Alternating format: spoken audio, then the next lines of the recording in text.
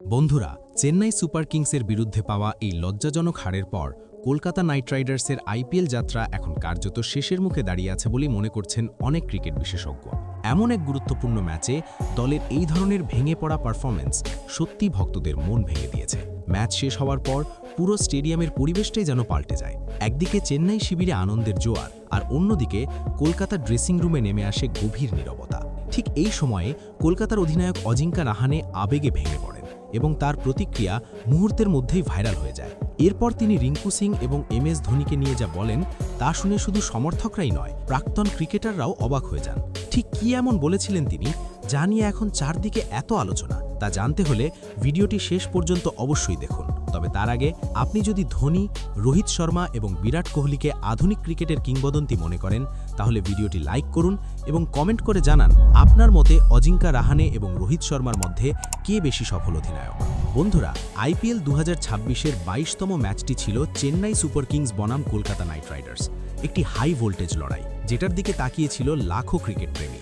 বিশেষ করে কলকাতার জন্য এই ম্যাচটি ছিল ডু অর ডাই পরিস্থিতি। টানা 4টি ম্যাচে হারের পর এই ম্যাচে জয় ছাড়া অন্য কিছু ভাবার সুযোগই ছিল না। কিন্তু মাঠের খেলায় সেই তাগিদ বা আগ্রাসন একেবারেই চোখে পড়েনি।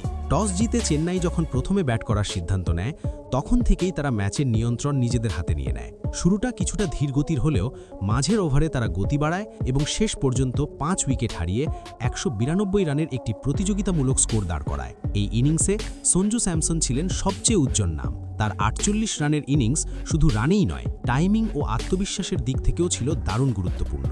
তার সঙ্গে অন্যান্য ব্যাটসম্যানরাও ছোট ছোট অবদান রেখে দলের রানকে একটি শক্ত জায়গায় পৌঁছে দেন। বোলাররা শুরুতে কিছুটা নিয়ন্ত্রণে রাখলেও ডেথ ওভারে তারা পুরোপুরি ছন্দ হারিয়ে ফেলে, যার ফলে স্কোরটা আরও বড় হয়ে যায়। এরপর লক্ষ্য তাড়া করতে নেমে কলকাতা নাইট রাইডার্সের যা অবস্থা হয় তা সত্যি হতাশাজনক।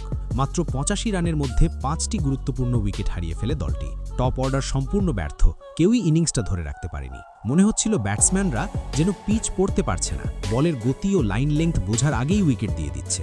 এই অবস্থায় দল ভরসা করেছিল রিঙ্কু সিং এবং রোভম্যান পাওয়েলের ওপর, যারা আগেও ম্যাচ জিতিয়েছে, কিন্তু এই ম্যাচে তারাও সম্পূর্ণ ব্যর্থ হন। ফলে ধীরে ধীরে ম্যাচটা কলকাতার হাতছাড়া হয়ে যায়। বন্ধুরা, এই হারের পর পয়েন্টস টেবিলে কলকাতার অবস্থান আরও খারাপ হয়ে যায় এবং এখন প্রায় নিশ্চিতভাবেই বলা যায় যে তারা প্লে অফের দৌড় থেকে ছিটকে যাচ্ছে। এই কঠিন পরিস্থিতিতে অধিনায়ক অজিঙ্কা রাহানে ম্যাচ শেষে নিজের আবেগ ধরে রাখতে পারেননি। তার চোখে জল ছিল, কঞ্চে ছিল হতাশা, আর কথায় ছিল বাস্তবতার কঠিন স্বীকারোক্তি। তিনি বলেন, এই ম্যাচটা আমাদের জন্য ঠিক ফাইনালের মতো ছিল। আমরা জানতাম আজ হারলে আমাদের জন্য পথটা প্রায় বন্ধ হয়ে যাবে, কিন্তু দুঃখের বিষয় আমরা সেই চাপটা সামলাতে পারিনি। তিনি আরও বলেন, আমাদের ব্যাটিং ইউনিট আবারও ব্যর্থ হয়েছে। আমরা একই ভুল বারবার করছি। একটা দুজন প্লেয়ারের ওপর নির্ভর করে ম্যাচ জেতা যায় না, সবাইকে দায়িত্ব নিতে হবে। চেন্নাই খুব বড় স্কোর করেনি, 192 রান আজকের দিনে চেস করা অসম্ভব কিছু নয়, কিন্তু তাদের বোলিং, বিশেষ করে নূর আহমেদের স্পেল আমাদের পুরো পরিকল্পনাটাই ভেঙে দিয়েছে। ও যেভাবে উইকেট নিয়েছে সেটাই ম্যাচের মোড় ঘুরিয়ে দিয়েছে। এরপর তিনি দলের কিছু খেলোয়াড়ের পারফরমেন্স নিয়ে খোলাখুলি কথা বলেন। রিঙ্কু সিংয়ের ব্যাট এখন একদমই চলছে না, যা আমাদের জন্য বড় চিন্তার বিষয়। আর ক্যামেরন গ্রিন, আমরা ওকে দলে নিতে বড় অঙ্কের টাকা খরচ করেছি, কিন্তু এখনও পর্যন্ত সে প্রত্যাশা পূরণ করতে পারেনি। সামনে এগোতে গেলে আমাদের কঠিন কিছু সিদ্ধান্ত নিতেই হবে। হয়তো দল গঠনে বড় পরিবর্তন আনতে হবে, না হলে আমরা এই অবস্থান থেকে বেরোতে পারবো না।